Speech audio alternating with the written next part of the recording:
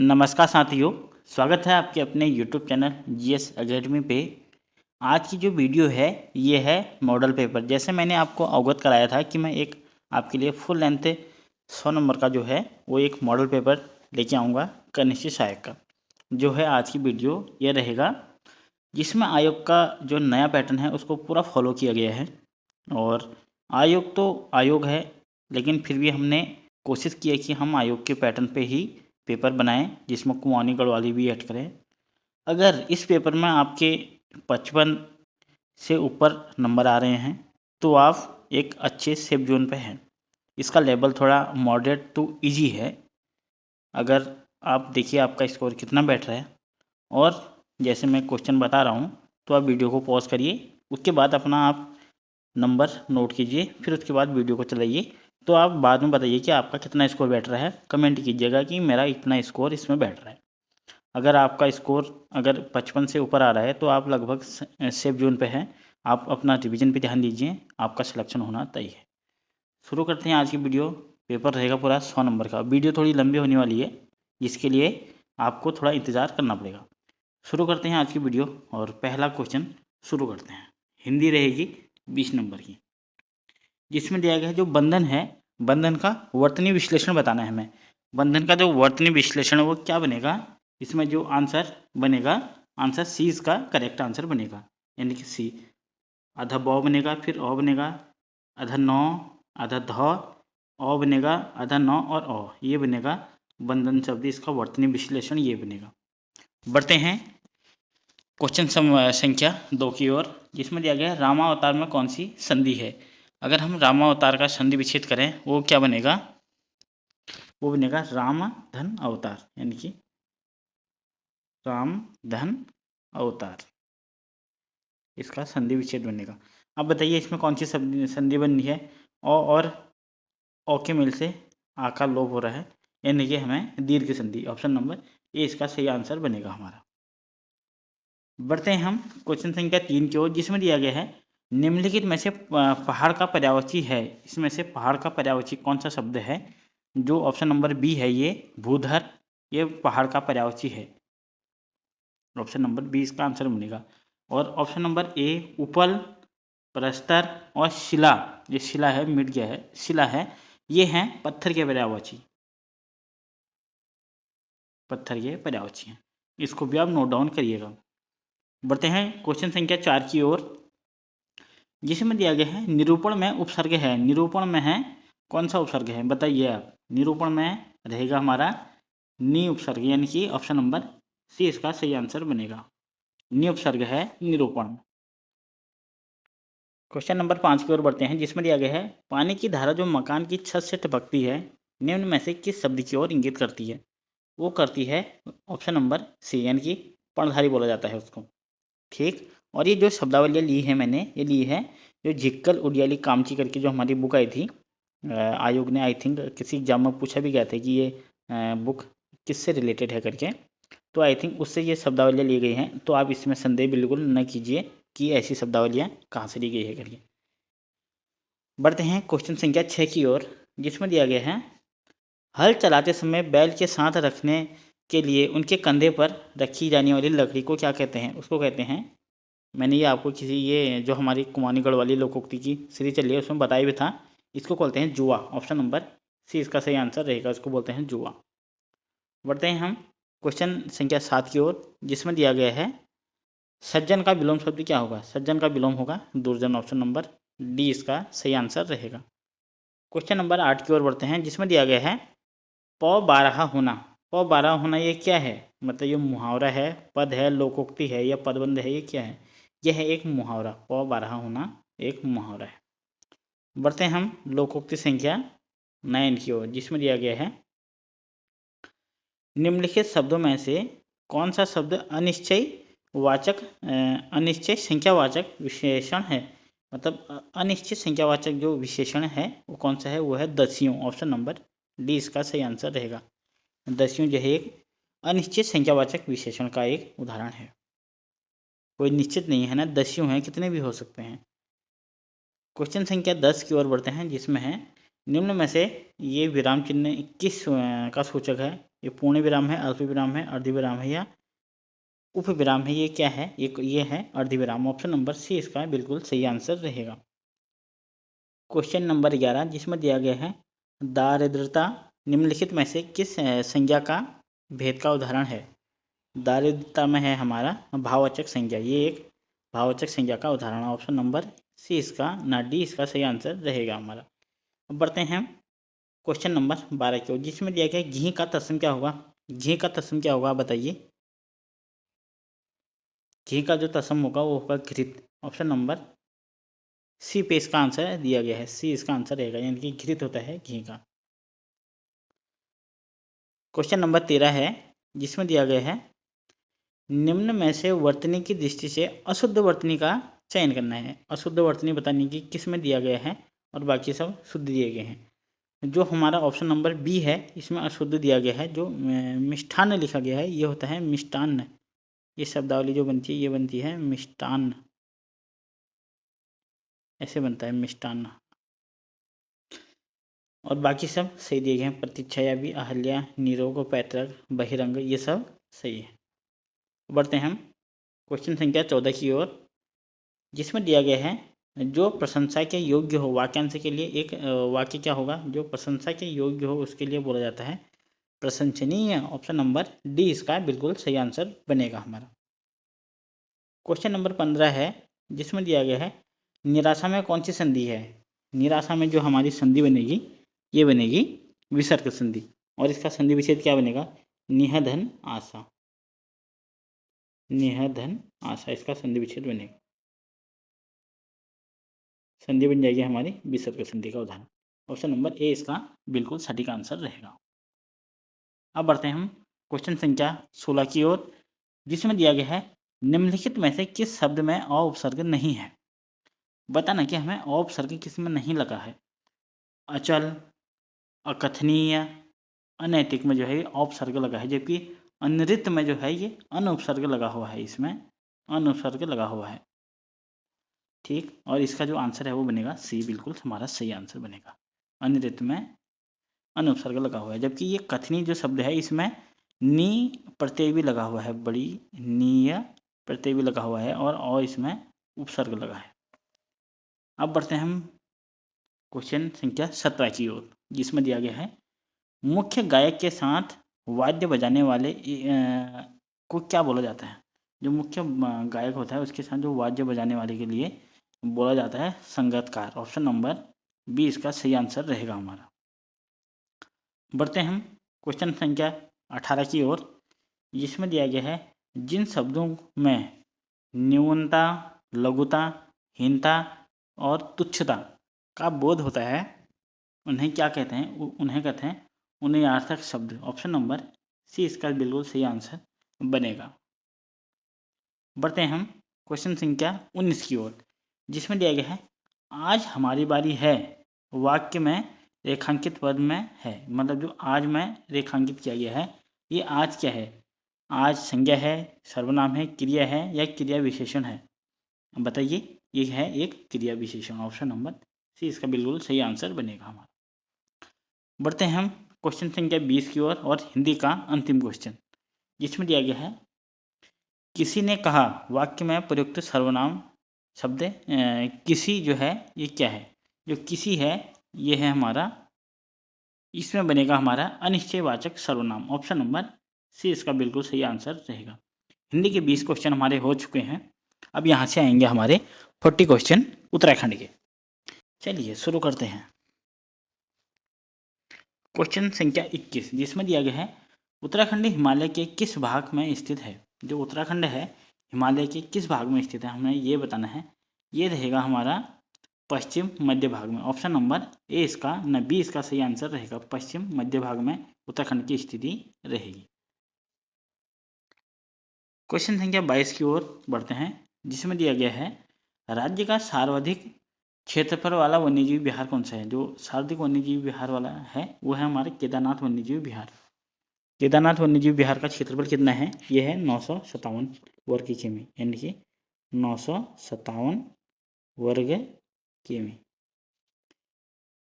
Option number A देखें, यह है गोविंद वन्यजीव विहार। गोविंद वन्यजीव विहार की जो क्षेत्रफल है वो कितना है? 485 वर्ग किमी। और जो अस्कोट है, अस्कोट दिख रहा होगा आपको, अस्कोट की स्थापना कब की गई? 1986 में की गई। और जो सोनार नदी वन्यजीव विहार है, इसकी स्थापना की गई 1 साल बाद 1987 में। 1987 में। ये जो मैं एक्स्ट्रा फैक्ट बता रहा हूँ आपको, इनको ज़रूर नोट डाउन कीजिए, क्योंकि यहाँ से भी क्वेश्चन बनने की संभावनाएं रहती है। बढ़ते हैं अगले क्वेश्चन की ओर। क्वेश्चन 23 को, जिसमें दिया गया है उत्तराखंड में जो भकार का है उपयोग होता है। जो भकार शब्द दिया गया है, इसका उपयोग किस लिए होता है? इसका उपयोग होता है खाद्यान्न संग्रहण के लिए। ऑप्शन नंबर सी इसका बिल्कुल सही आंसर रहेगा। और पेपर का लेवल कैसा बना है आप ज़रूर बताइएगा कमेंट में। अगर अच्छा लग रहा है तो आपके साथ एक और ऐसी वीडियो मैं मॉडल पेपर तैयार करने जा रहा हूँ। तो एक और मॉडल पेपर हम देखते हैं कि हम कनिष्ठ साहित्य के पेपर तक कितने मॉडल पेपर ऐसे कर पाते हैं। बढ़ते हैं क्वेश्चन संख्या 24 की ओर, जिसमें दिया गया है उत्तराखंड राज्य के किस जिले में राष्ट्रीय रक्षा अकादमी स्थित है? राष्ट्रीय जो रक्षा अकादमी है, यह है हमारी किस जिले में है? यह है देहरादून जिले में। ऑप्शन नंबर 20 का बिल्कुल सही आंसर रहेगा। बढ़ते हैं हम क्वेश्चन संख्या 25 की ओर, जिसमें दिया गया है रुड़की में स्थित कलिया शरीफ किस पीर की मज़ार है? जो कलिया शरीफ है, यह है अली अहमद साबिर की मज़ार। ऑप्शन नंबर ए इसका बिल्कुल सही आंसर बनेगा। बढ़ते हैं हम क्वेश्चन संख्या 26 की ओर, जिसमें दिया गया है कुमाऊं में स्थित प्रसिद्ध बाणासुर का किला किस जनपद में है? जो बाणासुर का किला है वो बागेश्वर में है, नैनीताल में है, या चंपावत में है, पिथौरागढ़ में है, किस जनपद में है?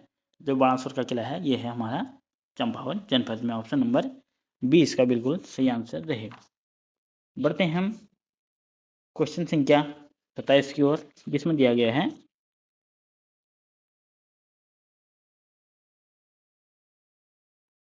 रुद्रप्रयाग में स्थित गुलाब राय मैदान प्रसिद्ध है। जो रुद्रप्रयाग में गुलाब राय मैदान है, ये क्यों प्रसिद्ध है?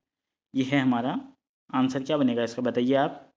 इसका आंसर बनेगा जिम कॉर्बेट ने यहाँ नरभक्षी को मारा था। ऑप्शन नंबर सी इसका बिल्कुल सही आंसर बनेगा। इसका आंसर सी बनेगा। बढ़ते हैं हम अगले क्वेश्चन की ओर, जिसमें दिया गया है 28वां क्वेश्चन। निम्न में से किस, ये त्योहार दिया गया है, ये थोड़ा मिस प्रिंट हो गया है, यानी कि त्योहार, ठीक कर लेते हैं इसको। यहाँ पे है त्योहार, यहाँ पे लिख देता हूँ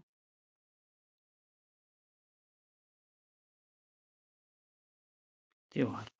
निम्न में से किस त्योहार को थारू लोग खिचड़ी नृत्य करते हैं? खिचड़ी नृत्य थारू लोग किस त्योहार में करते हैं? ये करते हैं होली के समय पे। ऑप्शन नंबर सी इसका बिल्कुल ना ए इसका सही आंसर रहेगा हमारा। क्वेश्चन संख्या 29 की ओर, जिसमें दिया गया है राज्य में भारतीय स्टेट बैंक के सहयोग से चलाई जा रही ज्ञानोत्कर्ष योजना का मुख्य उद्देश्य क्या है? जो ज्ञानोत्कर्ष योजना है उसको कौन चला रहा है? उसको तो एक तो नोट डाउन ये कीजिए कि उसको चला रहा है भारतीय स्टेट बैंक। जो ज्ञानोत्कर्ष योजना है, इसका उद्देश्य क्या है? ऑप्शन पढ़ लीजिए आप।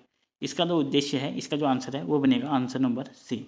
इसका जो मुख्य उद्देश्य है वो है व्यक्तिगत उपयोग के लिए उत्तराखंड सरकार के स्थान के स्थायी शिक्षकों एवं अन्य कर्मचारियों को कंप्यूटर खरीदने के लिए ऋण स्वीकृत करना। इसका मुख्य उद्देश्य है ज्ञानोत्कर्ष योजना का। ऑप्शन नंबर सी इसका बिल्कुल सही आंसर बनेगा।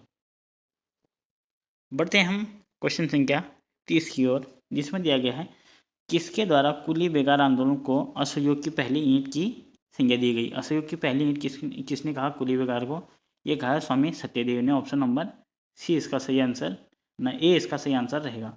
माफ़ कीजिएगा, कहने में सी हो जा रहा है, लेकिन अब ये मैं ये टिक कर रहा हूँ, इसको भी आप देखिएगा, यानी कि स्वामी सत्यदेव ने कहा। बढ़ते हैं हम क्वेश्चन संख्या 31 की ओर, जिसमें दिया गया है जेसुअट पादरी एंटोनियो दी अंद्रादे किसके समय श्रीनगर दरबार में आए थे?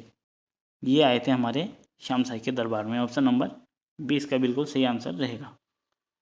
क्वेश्चन नंबर अगला है उत्तराखंड राज्य में पाए जाने वाले प्रसिद्ध फल काफल, काफल का वैज्ञानिक नाम क्या है? काफल का वैज्ञानिक नाम है माइरस सैविडा। ऑप्शन नंबर ए इसका सही आंसर है हमारा।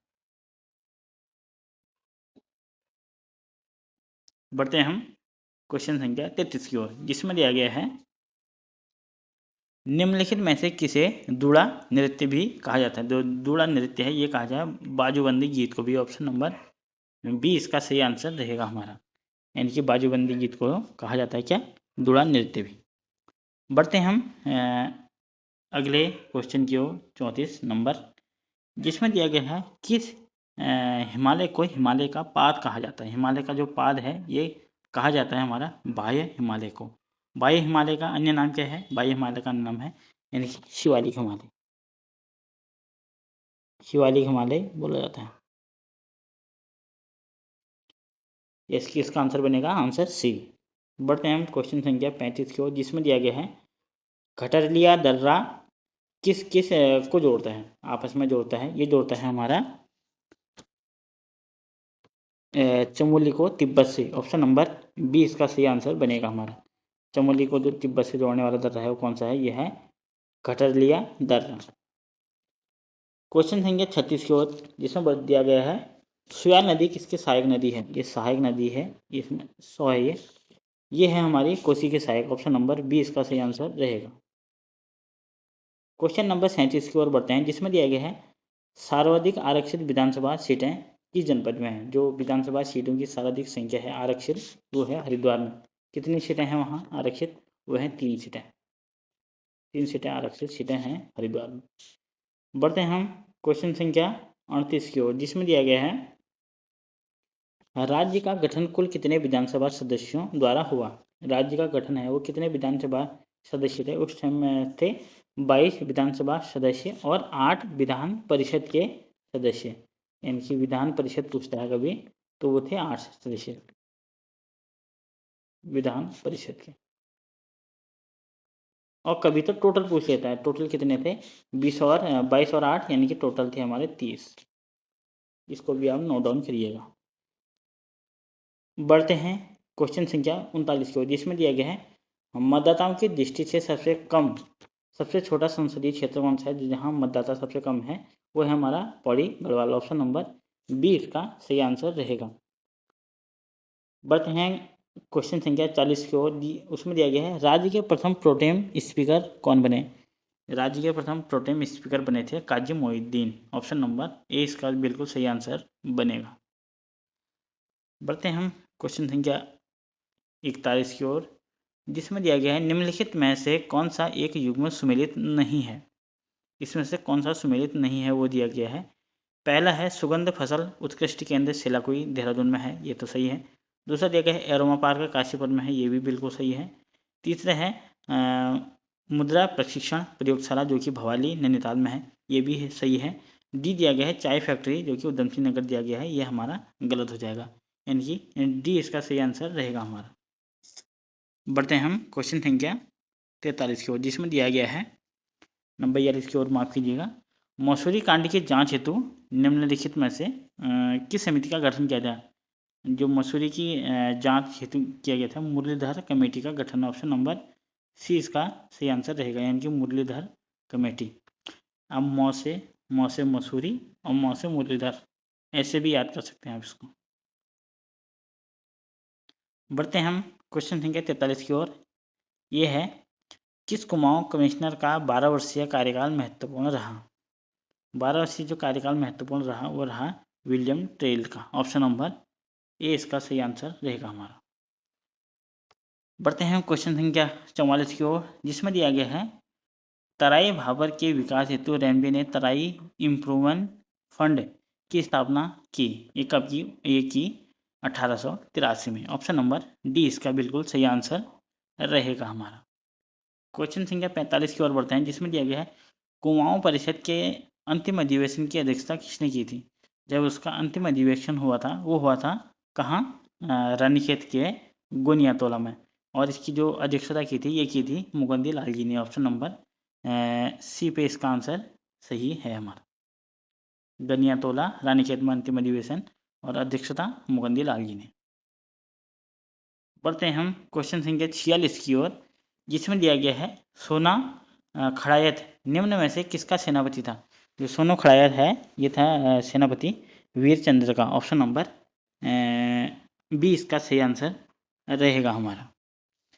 अब हम बढ़ते हैं क्वेश्चन संख्या 47 की ओर, जिसमें दिया गया है मुगल सेनापति खलीदुल्लाह किस राजा के समय दून घाटी पर आक्रमण करते हैं। जो खलीदुल्लाह है ये करते हैं हमारे पृथ्वीपति शाह के समय आक्रमण, जिसका पृथ्वीपति शाह की संरक्षिका कौन थी उस समय पे, वो थी रानी कर्णावती। रानी कर्णावती इस समय पृथ्वीपति शाह की संरक्षिका थी। हम बढ़ते हैं क्वेश्चन संख्या 48 की ओर, जिसमें दिया गया है ब्राह्मणों के पैर पूजने वाली कहावत गोरखा सूबेदार से संबंधित है। ये बोला गया था ब्राह्मणों के पैर पूजे जाते हैं, सिर नहीं, सिर पे बोझ रखने के लिए। ये कहावतें जो प्रचलित हुई थी, ये हुई थी हमारी अजब सिंह के ख्वास के टाइम पे। अजब सिंह ख्वास, ऑप्शन नंबर 20 का सही आंसर रहेगा हमारा। हम बढ़ते हैं क्वेश्चन संख्या 49 की ओर, जिसमें दिया गया है वर्तमान में उत्तराखंड से राज्यसभा के लिए मनोनीत महिला सदस्य है। राज्यसभा के लिए जो मनोनीत सदस्य है वो है हमारी कल्पना सैनी, ऑप्शन नंबर ए इसका सही आंसर रहेगा। क्वेश्चन संख्या 50, जिसमें दिया गया है निम्नलिखित सुमेलित नहीं है। कौन सा सुमेलित नहीं है हमें वो बताना है। जो है ये ऑप्शन नंबर बी, देखिए आप केशवराय मठ दिया गया है। जो केशवराय मठ है ये है हमारा श्रीनगर पे, बाकी और सभी मैच है, यानी कि श्रीनगर इसका आंसर बनेगा हमारा। केसराय मठ कहाँ है, यह है श्रीनगर में, श्रीनगर पे। बाकी काली मठ रुद्रप्रयाग में, शंकर मठ पौड़ी में और ज्योतिर्मठ जो है ये चमोली जनपद में, बाकी सब सुमेलित हैं। अब बढ़ते हैं हम क्वेश्चन संख्या 51 की ओर, जिसमें दिया गया है उत्तराखंड राज्य में वेल बिल व्यवस्था कब से लागू हुई। ये हुई थी हमारे 20 अप्रैल 2008 से, 18 से माफ़ कीजिएगा, ये रही थी 18 से, यानी कि डी इसका सही आंसर बनेगा हमारा। अब बढ़ते हैं हम क्वेश्चन संख्या 52 की ओर, जिसमें दिया गया है जननी सुरक्षा योजना के तहत वर्तमान में गर्भवती महिलाओं को कितनी धनराशि दी जाती है। ये जो क्वेश्चन है इसमें ऐसा होना चाहिए था, ये ग्रामीण में कितनी दी जाती है और शहरों में कितनी दी जाती है। ये इसका जो ग्रामीण में दी जाती है 1400 और शहरों में दी जाती है ये 1000, यानी कि इसका ये आंसर बनेगा। यहाँ पे ग्रामीण होना चाहिए था, थोड़ा मिसप्रिंट हो गया। इसका जो आंसर है वो बनेगा डी हमारा। क्वेश्चन संख्या 53 की ओर, जिसमें दिया गया है अल्मोड़ा जनपद का मुख्य नगर है किन दो नदियों के मध्य है। जो अल्मोड़ा जनपद है ये किन दो नदियों के बीच में है, ये है कोसी और सुयाल नदी के मध्य में, ऑप्शन नंबर सी इसका बिल्कुल सही आंसर रहेगा। अब बढ़ते हैं हम 54 की ओर, क्वेश्चन नंबर, जिसमें दिया गया है भारतीय सिंचाई अनुसंधान संस्थान की स्थापना कब की गई। जो भारतीय सिंचाई अनुसंधान संस्थान है इसकी स्थापना की गई 1928 में, ऑप्शन नंबर सी इसका बिल्कुल सही आंसर रहेगा हमारा। हम अब बढ़ते हैं क्वेश्चन संख्या 55 की ओर, जिसमें दिया गया है अल्मोड़ा जनपद के किस क्षेत्र में पीतल नगरी कहा जाता है। किस क्षेत्र को पीतल नगरी कहा जाता है, ये कहा जाता है मरचूला को, ऑप्शन नंबर ए इसका सही आंसर रहेगा हमारा।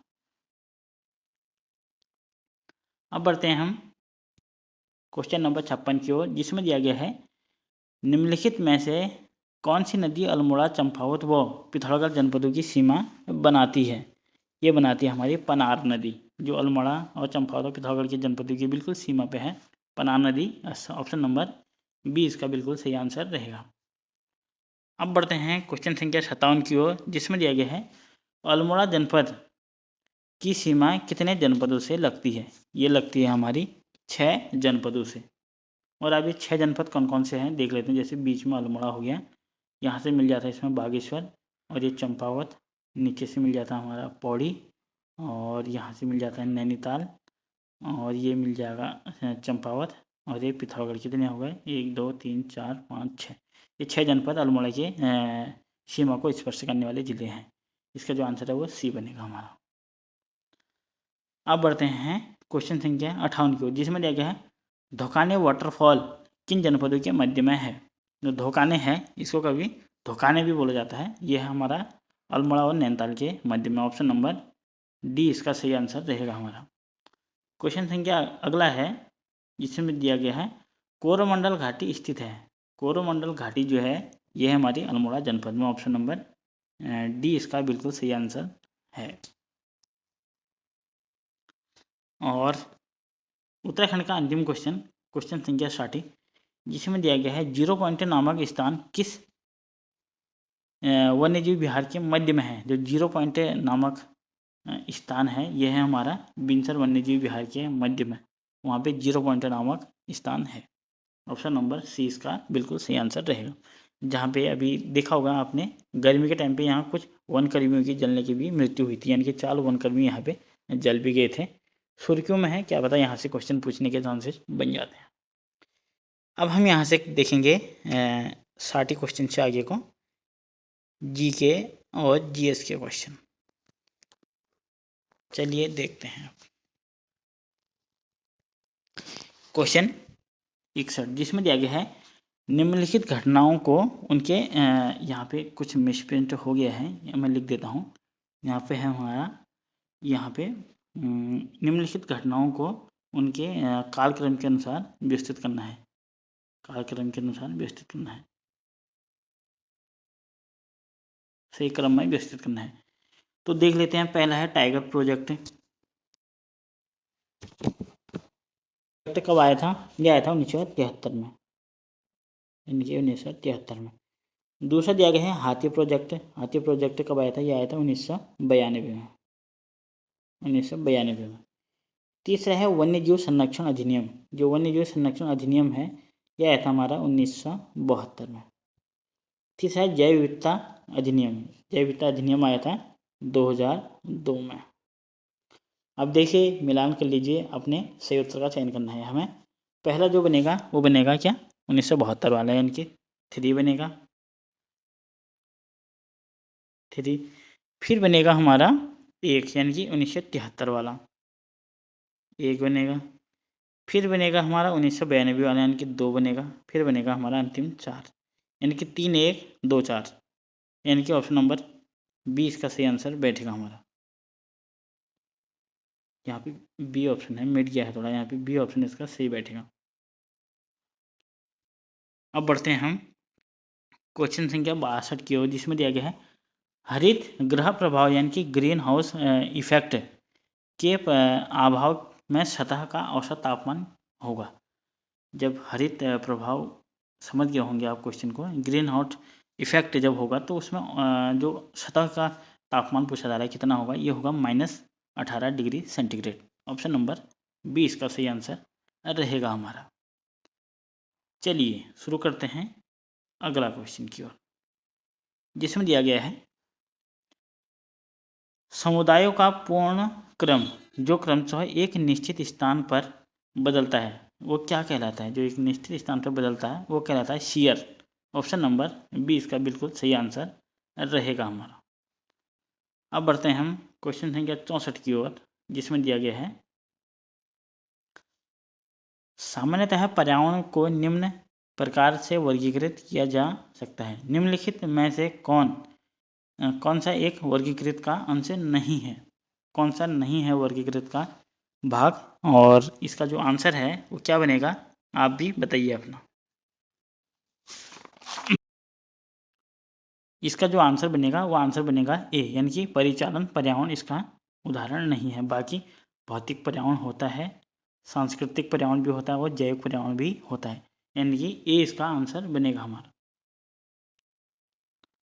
अब बढ़ते हैं हम क्वेश्चन संख्या 65 की ओर, जिसमें दिया गया है निम्नलिखित घटनाओं को कालानुक्रम में व्यवस्थित कीजिए। नीचे दिए गए कोड के अनुसार सही उत्तर का चयन कीजिए। हमें बताना कि कालक्रम व्यवस्थित करना है। इससे पहला है पृथ्वी सम्मेलन कब हुआ था? रियो डी जनेरियो में, यह हुआ था 1992 में। इसकी डेट है 1992। दूसरा है हमारा बटलैंड आयोग रिपोर्ट प्रकाशन। इसका जो प्रकाशन हुआ था यह हुआ था 1987 में, 1987।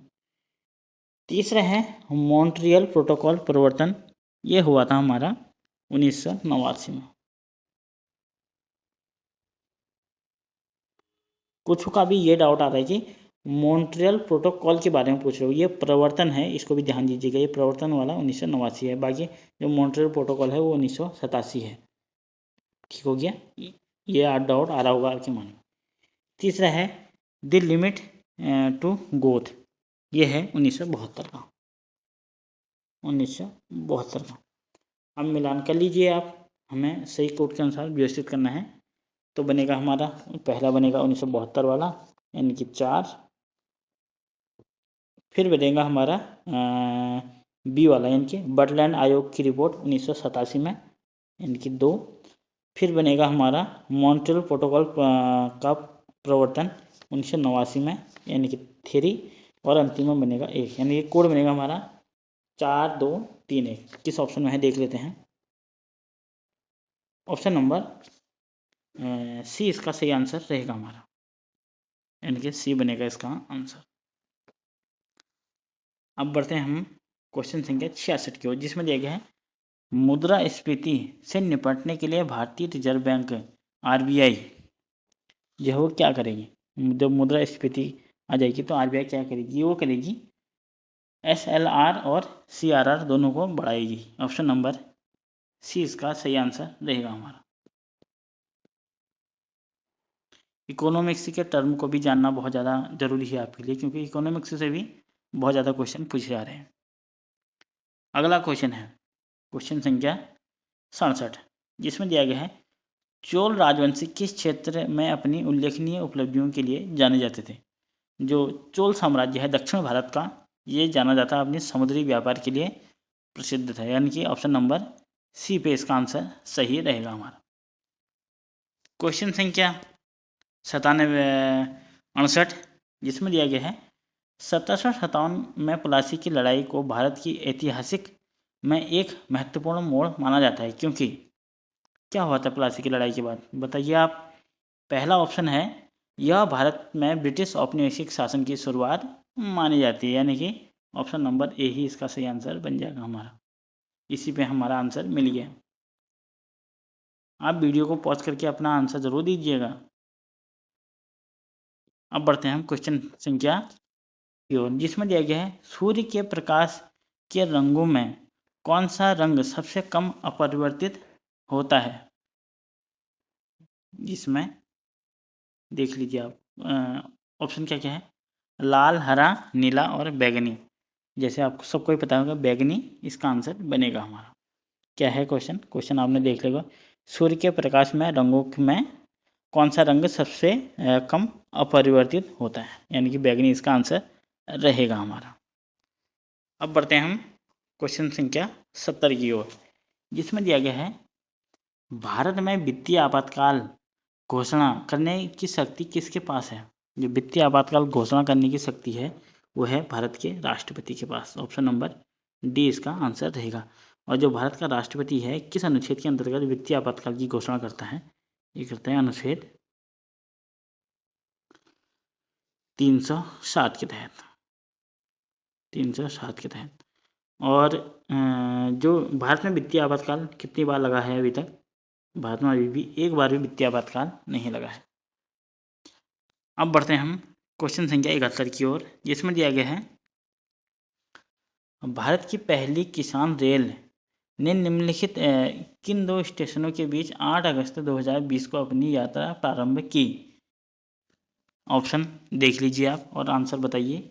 इसका जो आंसर है वो है देवलाली जो पड़ता है महाराष्ट्र में, और दानापुरा जो पड़ता है बिहार में। यहाँ से इसने अपनी यात्रा प्रारंभ की। अब बढ़ते हैं हम क्वेश्चन संख्या 72 की ओर, जिसमें दिया गया है निम्नलिखित में से किस राज्य सरकार का शिक्षा विभाग स्कूली शिक्षा के और मध्यम भोजन जैसे कार्यक्रम को बेहतर बनाने के लिए आर्टिफिशियल इंटेलिजेंस यानी कि एआई का प्रयोग कर रहा है। मध्याह्न भोजन के लिए भी एआई का प्रयोग कौन सा राज्य कर रहा है। इसका जो आंसर है वो बनेगा बी, छत्तीसगढ़ राज्य इसका आंसर बनेगा हमारा। अब ले चलते हैं क्वेश्चन संख्या 73 की ओर, थोड़ा मिट गया है, इसको आप थोड़ा इग्नोर कीजिए। जिसमें दिया गया है भारत में मिट्टी बचाओ आंदोलन कहाँ से प्रारंभ हुआ। भारत में मिट्टी बचाओ जो आंदोलन है ये प्रारंभ हुआ था होशंगाबाद मध्य प्रदेश में। ऑप्शन नंबर डी इसका सही आंसर रहेगा हमारा। अब बढ़ते हैं हम क्वेश्चन संख्या 74 की ओर। फिर कोर्ट वाला क्वेश्चन आ गया, देखिए, जिसमें दिया गया है लॉकडाउन के दौरान भारत सरकार के द्वारा प्रयुक्त असाधारण शक्तियों को विधिक आधार निम्नलिखित में से किस कानून से प्राप्त हुआ। ये जो लॉकडाउन के समय हुआ था ये हुआ था डिजास्टर मैनेजमेंट एक्ट 2005 के तहत और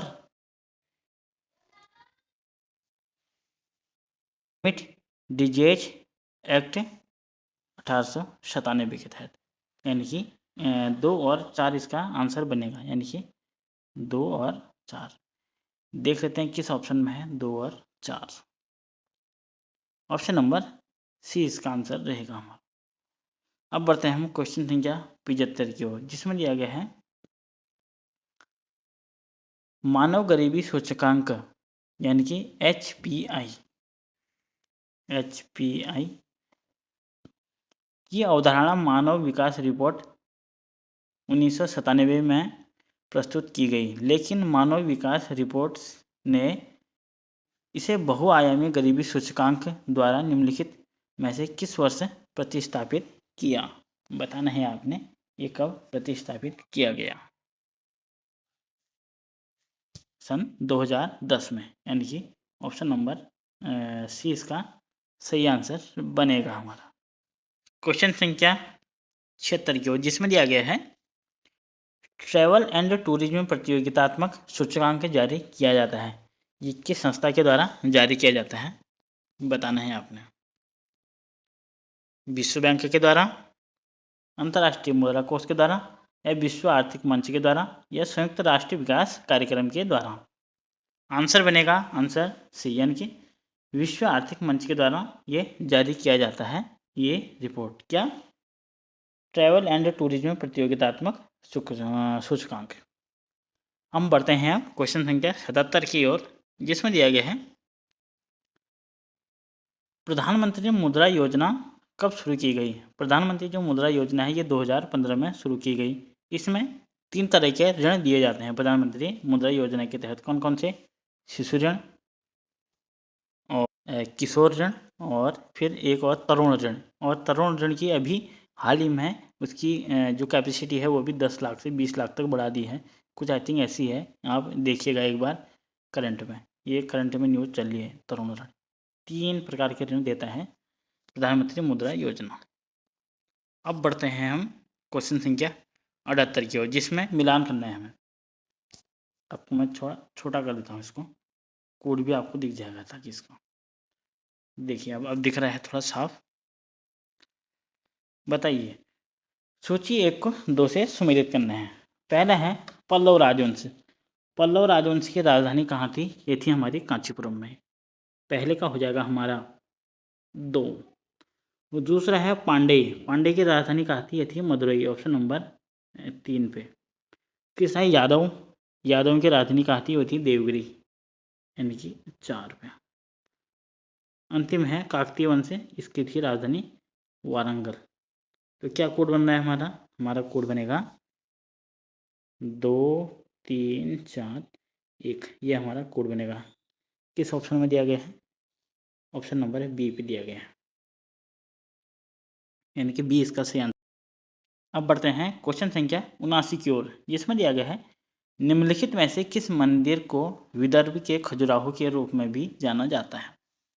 विदर्भ के खजुराहो के रूप में किस मंदिर को जाना जाता है? बताना है आपने कि विदर्भ के खजुराहो के मंदिर के रूप में कौन सा मंदिर जाना जाता है। ये जाना जाता है मार्कंडेश्वर मंदिर। ऑप्शन नंबर ए इसका सही आंसर रहेगा हमारा। अगला क्वेश्चन संख्या 80, जिसमें दिया गया है निम्नलिखित में से कौन सा सही सुमेलित नहीं है। हमें बताना है कि कौन सा सही सुमेलित नहीं है। पहला है दाम, जिसमें दिया गया है ताम्र की मुद्रा है, सही है। दूसरा दिया गया है देसाई, वह हमारी राजस्व अधिकारी। तीसरा दिया गया है दीवान, जिसमें दिया गया है प्रांतीय राजस्व का प्रमुख। डी है जरीफ, ये दिया गया है एक प्रकार का कर। हमें बताना कि कौन सा हमारा सुमेलित नहीं है। पहला, दूसरा, तीसरा सभी सुमेलित हैं, जबकि जो डी है जरीफ, ये दिया गया है एक प्रकार का कर, ये हमारा सुमेलित नहीं है। जो जरीफ है ये क्या है, ये है भूमि की लंबाई नापने की एक इकाई होती है जरीफ। यानी कि जरीफ क्या है, जरीफ है भूमि की लंबाई नापने की एक इकाई, यानी कि भूमि की लंबाई नापने की एक इकाई को क्या बोला जाता था, जरीफ। अब बढ़ते हैं हम क्वेश्चन संख्या 81 की ओर, जिसमें दिया गया है निम्नलिखित राजाओं में से किसने अकबर के पूर्व तानसेन को संरक्षण दिया था। अकबर से पूर्व तानसेन को संरक्षण जो दिया था वो किस राजा ने दिया था, आपने ये बताना। ये दिया था हमारा भाटा के राजा रामचंद्र सिंह ने। ऑप्शन नंबर सी पे इसका आंसर रहेगा। अब बढ़ते हैं हम क्वेश्चन संख्या 82 को, जिसमें दिया गया है मनसबदारी व्यवस्था के संदर्भ में कौन सा कथन सही है। दो कथन दिए गए हैं और बताने कि मनसबदारी प्रथा के संबंध में कौन सा कथन हमारा सही है। पहला कथन है मनसबदारी प्रथा व्यवस्था जो है राज्य के कुलीन वर्ग से संबंधित थी, जिसे अकबर ने प्रारंभ किया। कुछ हद तक सही लग रहा है। दूसरा देख लेते हैं, दूसरे में क्या कहा गया है। दूसरा में दिया गया है मनसबदारी प्रथा पद जो है वो पैतृक था। जो मनसबदारी पद था ये पैतृक था, ये बोला गया है। इसका जो आंसर है वो बनेगा केवल एक। सत्य बताना, आंसर बताना, केवल जो एक है हमारा वो सही है। यानी कि जो ये दिया गया है मनसबदारी व्यवस्था राज्य के कुलीन वर्ग से संबंधित थी और इसे अकबर ने प्रारंभ किया, ये हमारा सही बनेगा। और जो दूसरा कथन दिया गया है ये हमारा रॉन्ग बनेगा। ये क्यों रॉन्ग बनेगा, ये इसलिए रॉन्ग बनेगा क्योंकि ये पैतृक नहीं था, ये स्थानांतरित होता रहता था। पैतृक नहीं था, ये स्थानांतरित होता रहता। ठीक हो गया, इसका आंसर आपको मिल गया होगा। इसका आंसर बनेगा केवल एक। अगला क्वेश्चन, क्वेश्चन संख्या 83 की ओर, जिसमें दिया गया है निम्नलिखित युगों को माफ कीजिएगा, युद्धों को कालक्रम के अनुसार व्यवस्थित कीजिए और नीचे दिए गए कोड के अनुसार हमें बताना कि कौन सा सही रहेगा। कोड आपको दिख रहे होंगे साफ, और आप बताइए। पहला है सरनाल का युद्ध, ये कब हुआ था, ये हुआ था हमारा 1572 में। ये हुआ था 1572 में। दूसरा है धर्मट का युद्ध, वो हुआ था 1658 में। ये हुआ था हमारा 1658 में। तीसरा है बिलग्राम का युद्ध, ये हुआ था 1540 में। चौथा है जजाऊ का युद्ध, वो हुआ था 1907 में, ना 1707 में, माफ कीजिएगा, औरंगजेब के समय में। अब लगाइए इसको, सही कोड के अनुसार सही व्यवस्थित कीजिए। पहला कौन सा है, यानी कि 1540 वाला, शाहजहाँ जहांगीर के शासनकाल का। यानी कि इसका जो आंसर बनेगा वो बनेगा हमारा पहले का बनेगा हमारा 2, फिर बनेगा हमारा 1, फिर बनेगा हमारा 3 और अंतिम में बन जाएगा 4। 2, 1, 3, 4। ऑप्शन नंबर ए इसका नाम माफ कीजिएगा, हाँ ऑप्शन नंबर ए इसका सही आंसर बनेगा। यानी कि 2, 1, 4 यही है ना, हाँ यही है। अब बढ़ते हैं हम प्रश्न संख्या 84 की ओर। अब सोचिए 1 और 2 से सुमेलित करना है हमें। इलाहाबाद की संधि कब हुई थी, बताइए। इलाहाबाद की संधि हुई थी 1765 में। दूसरा दिया गया है मैंगलोर की संधि। मैंगलोर की जो संधि हुई थी वो हुई थी हमारी 1784 में। तीसरे है सालाबाई की संधि। सालाबाई की संधि कब हुई थी, 1782 में। अंतिम है मद्रास की संधि कब हुई थी, ये आप मिला लीजिए। अब हमें कोड के अनुसार बताना कि कौन सा कोड बैठेगा हमारा। एक का हो गया हमारा 4 और बी का हो गया 2 और 1, 3, ये हमारा कोड बनेगा। 4, 2, 1, 3 किस ऑप्शन में दिया गया है, ऑप्शन नंबर सी इसका सही आंसर बैठेगा। क्वेश्चन संख्या 85 की ओर, जिसमें दिया गया है नेटिव मैरिज एक्ट कब पारित हुआ। जो नेटिव मैरिज एक्ट है ये पारित हुआ था 1872 में। ऑप्शन नंबर सी इसका सही आंसर रहेगा हमारा। क्वेश्चन संख्या 86 की ओर, जिसमें दिया गया है निम्नलिखित घटनाओं को कालानुक्रम में व्यवस्थित कीजिए और नीचे दिए कोड के अनुसार सही उत्तर का चयन कीजिए। हमें 4 कोड के अनुसार सही क्रम में व्यवस्थित करना है। पहला दिया गया है पूना पैक्ट। पूना पैक्ट कब हुआ था? यह हुआ था 24 अप्रैल 1932 को, यानी कि 1932।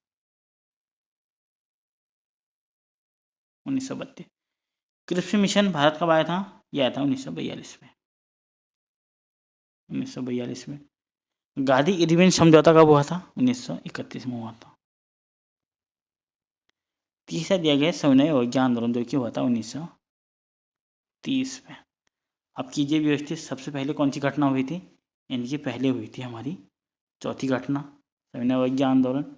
फिर 1932 यानी कि 2, पहले 4 आएगा। फिर हुआ था हमारा गांधी इरविन समझौता 2, फिर हुआ था पूना पैक्ट 1, फिर बनेगा हमारा 3। 4, 2, 1, 3। ऑप्शन नंबर 20 का सही आंसर बनेगा हमारा। क्वेश्चन संख्या 87 की ओर दिया गया है, जिसमें दिया गया है असैनिक प्रशासन 1905 के संदर्भ में कौन सा कथन सही है? 1905 के संदर्भ में हम बताना कि कौन सा कथन हमारा सही है। पहला है लॉर्ड कर्जन ने प्रांतीय सीमाओं को पुनर्गठित करने का निर्णय लिया। दूसरा है पूर्वी बंगाल और आसाम नामक एक नया प्रांत बनाया गया।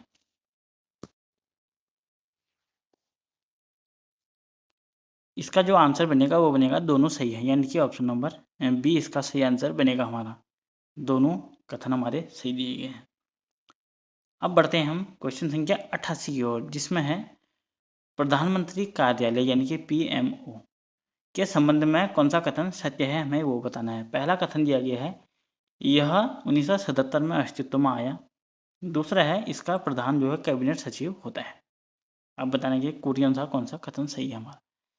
पहला है यह 1977 में अस्तित्व में आया, बिल्कुल सही है, 1977 में अस्तित्व में आया। दूसरा दिया गया है इसका प्रधान जो कैबिनेट का सचिव होता है वो कैबिनेट का सचिव होता है, नहीं, इसका जो प्रधान होता है वो PM ही होता है। यानी कि हमारा पहला कथन सही हो गया, दूसरा रॉन्ग हो गया। तो हमें सही कथन बताना है। इसका जो आंसर वो बनेगा केवल A सही है हमारा, C हमारा आंसर बनेगा। संख्या 89 की ओर बढ़ते हैं, जिसमें दिया गया है धन विधेयक भारत के संविधान में किस अनुच्छेद में परिभाषित है? जो धन विधेयक है यह है हमारा अनुच्छेद 110 पे। रिपीटेड क्वेश्चन, यानी कि B ऑप्शन इसका बनेगा। और ऑप्शन नंबर A पे देखें तो हम दिया गया है अनुच्छेद 109। 109 में क्या है? इसमें है धन विधेयक पे चर्चा का। धन विधेयक पर अगर चर्चा होगी वो किस अनुच्छेद के अंतर्गत होगी? वो होगी अनुच्छेद 109 के अंतर्गत। अनुच्छेद 112 यानी कि बजट, इसको भी आप देखा होगा। चलिए बढ़ते हैं क्वेश्चन संख्या 90 की ओर। कंप्यूटर का क्वेश्चन आ गया है। माइक्रो प्रोसेसर जो कंप्यूटर का मस्तिष्क होता है उसे यानी कि डैश भी कहा जाता है। उसको क्या कहा जाता है? उसको कहा जाता है microchip. Option number B macrochip. Option number B इसका बिल्कुल सही आंसर रहेगा। क्वेश्चन संख्या 91 की ओर बढ़ते हैं, जिसमें दिया गया है सेलेक्ट और हाईलाइट करने के लिए प्रायः किसका प्रयोग किया जाता है? सेलेक्ट और हाईलाइट करने के लिए हम आमतौर पर प्रयोग करते हैं माउस का। माउस का प्रयोग किया जाता है हाईलाइट करने के लिए और वो सिलेक्ट करने के लिए। क्वेश्चन संख्या 92 की ओर, जिसमें दिया गया है ट्रैक बॉल एक उदाहरण है। ट्रैक बॉल है ये किसका उदाहरण है? ये है पॉइंटिंग डिवाइस का। ऑप्शन नंबर C इसका सही आंसर रहेगा। क्वेश्चन संख्या 93, जिसमें दिया गया है 6 कप एक के ऊपर एक रखे गए हैं और इसको हल करें तो हम काफ़ी लंबा बैठेगा, लेकिन हम देख लेते हैं एक बार इसको हल करते हैं।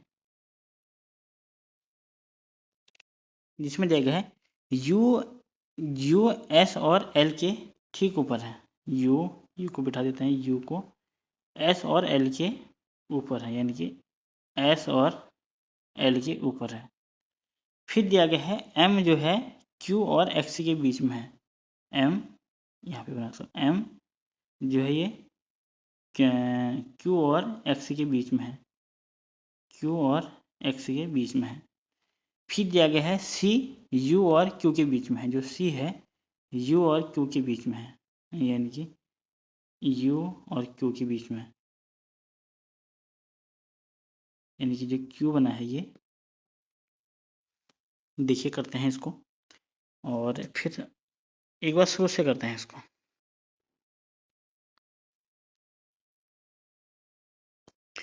पहला है 6 कप हैं, जैसे U S और L के ठीक ऊपर है, U जो है ये S और L के ठीक ऊपर है। दूसरा दिया गया है M जो है वो Q और X के बीच में है, यानी कि M को यहाँ पे बना दे, M है Q और X के बीच में है। फिर दिया गया है जो C है U और Q के बीच में है, यानी कि U के ऊपर, यानी कि बीच में होगा तो इसके ऊपर आ जाएगा, यहाँ पे आ जाएगा हमारा C और यहाँ पे आ जाएगा हमारा Q, इसके ऊपर M और ये आ जाएगा X, ये बनेगा हमारा। ठीक, फिर है हमारा तो C और M के बीच में क्या है, C और M, ये है हमारा M के बीच में आ गया हमारा Q। ऑप्शन नंबर डी इसका आंसर बनेगा, यानी कि Q आ रहा है इसका आंसर। क्वेश्चन नंबर 94, जिसमें दिया गया है उस विकल्प का चयन कीजिए जो तीसरे पद से ठीक उसी प्रकार संबंधित है जिस प्रकार दूसरा पहले पद से संबंधित है, जैसे कि चालक, एल्यूमिनियम और विद्युत धारा, ये बनेगा अपरक से। ऑप्शन नंबर सी इसका सही आंसर रहेगा हमारा। अब बढ़ते हैं हम क्वेश्चन संख्या 95 की ओर, जिसमें दिया गया है एक श्रृंखला दी गई है, हमें बताने की लुप्त संख्या कौन सी आएगी। देखिए ये किस प्रकार किया गया है, ये थोड़ा टफ क्वेश्चन है। 4 इन सबको ऐड किया गया है, यानी कि 4 धन 16 धन 12 धन 7, इसको जोड़ के कितना आएगा हमारा आएगा 39, यानी कि 39 को आपस में जोड़िए, यानी कि 3 + 9 जोड़िए, ये आएगा हमारा 12 किसका होता है, एल का कोड होता है। उसी प्रकार ये जोड़ा गया है 16 + 21 + 3 + 8, अगर आप इनको ऐड करेंगे ये बनेगा हमारा 48। अगर हम 48 4 + 8 लिखें तो ये बन जाएगा 12 किसका कोड होता है, 12 होता है एल का कोड, यानी कि ऑप्शन नंबर ए इसका आंसर बनेगा हमारा। अब बढ़ते हैं हम क्वेश्चन संख्या 96 की ओर, जिसमें दिया गया है यदि एक पानी की छवि एक घड़ी में 8:19 को पता चलाती है तो वास्तविक समय क्या होगा। इसको हम सीधे 18:30 से माइनस कर देते हैं तो हमारा आंसर निकल जाता है 18:30 से। कितना है समय दिया गया है 8:19, 30 में से 19 गया 11, 18 में से 8 गया यानी कि 10:11 आएगा। ऑप्शन नंबर डी इसका आंसर बनेगा हमारा। अब बढ़ते हैं हम क्वेश्चन संख्या 97 की ओर, जिसमें आकृति बतानी है हमें, आकृति कितनी रहेगी। इसको भी कर लेते हैं। इस वाले एंगल पे देखें तो हम इसमें बनेंगे 3, हर किसी में 3 गिन लेते हैं। 3 3 दूनी 6, 3 3 9, 3 चौको 12 ये बनेंगे। फिर बनेगा एक, ये पूरा बनेगा 14, ये बनेगा हमारा 15, फिर ये बनेगा एक 16, माफ़ कीजिएगा ये 15 और ये 16, कितने हो गए 14 वो हो गए और 4 ये हो गए, यानी कि 16 त्रिभुज आ रहे हैं इसमें। ऑप्शन नंबर ए इसका सही आंसर रहेगा हमारा। अब बढ़ते हैं क्वेश्चन संख्या 98 की ओर, जिसमें दिया गया है निम्नलिखित 4 शब्दों में से तीसरा एक निश्चित तरीके से जैसे एक निश्चित जैसा है और एक अन्य से विषम है, यानी कि एक अलग है, बताना है कि कौन इसमें से अलग है। फुटबॉल, बास्केटबॉल, वॉलीबॉल और क्रिकेट बॉल, इसमें से कौन भिन्न है? भिन्न रहेगा हमारा सी, यानी कि क्रिकेट बॉल। कैसे? सब बॉलें हमारी बड़ी होती है और जबकि क्रिकेट बॉल हमारी छोटी होती है। क्वेश्चन संख्या 99 की ओर, इसको भी देख लेते हैं हम। यदि कोई व्यक्ति 12 किमी उत्तर की ओर जाता है, यानी कि 12 किमी उत्तर की ओर जाता है, फिर वह 15 किमी पूर्व की ओर चलता है, यानी कि 15 किमी ये चला, फिर वह 19 किमी पश्चिम की ओर, 19 किमी पश्चिम की ओर चला है, यानी कि यहाँ पश्चिम की ओर 19 किमी चल गया टोटल। इनकी 15 ये है तो ये हो जाएगा 4, 15 4 19 और टोटल हो गया हमारा ये 19। तब वह अब 15 किमी दक्षिण की ओर चलता है, ये 15 किमी दक्षिण की ओर चल गया, ये चल गया वो 15 किमी। अब वह अपने प्रारंभिक बिंदु से कितनी दूरी पे हमें, अब ये दूरी हमें निकालनी है, कौन सी? यहाँ से यहाँ की दूरी, ये हो जाएगी हमारी 4 किमी की डिस्टेंस है, और ये यहाँ से 12 हो गया तो नीचे को हो जाएगी यानी कि 3, यानी कि 3। वही हमारा 4 का स्क्वायर और 3 का स्क्वायर करें, 16 प्लस 3 बराबर आ जाएगा हमारा 25, √ 25। √ 25 किसका होता है? √ 25 यानी कि 5, आंसर बनेगा 5 किमी। क्वेश्चन संख्या 100, जिसमें दिया गया है 5 लड़कियां केंद्र की ओर मुँह करके बैठी हुई है व्यक्ति की तरह। शिवानी विनय के दाएं है, दाएं एकदम बैठी है, और विनीता दिशा की एकदम विनय के बीच में बैठी हुई है। विभा एकदम दाईं ओर बैठी है, तो कौन बैठी है ये आपको बताना है। इसका मैं आंसर बता देता हूँ आपका, इसका आंसर आएगा आपका शिवानी, या ये आपने खुद करना है। तो ये 100 नंबर का क्वेश्चन पेपर कैसा रहा आपका, ज़रूर बताइएगा। और आपको ऐसे अगर मॉडल पेपर चाहिए तो प्लीज़ कमेंट करिएगा, और ज़्यादा से ज़्यादा लोगों पे शेयर कीजिए, लाइक कीजिए चैनल को और सपोर्ट कीजिए। और आपके कितना स्कोर बन रहा है प्लीज़ कमेंट ज़रूर कीजिए। अगर आपका स्कोर जितना भी बन रहा है प्लीज़, आपको मैं बहुत ज़्यादा रिक्वेस्ट कर रहा हूँ, ज़रूर कीजिएगा। Thank you for watching, see you next time. मिलते हैं एक और नई वीडियो के साथ।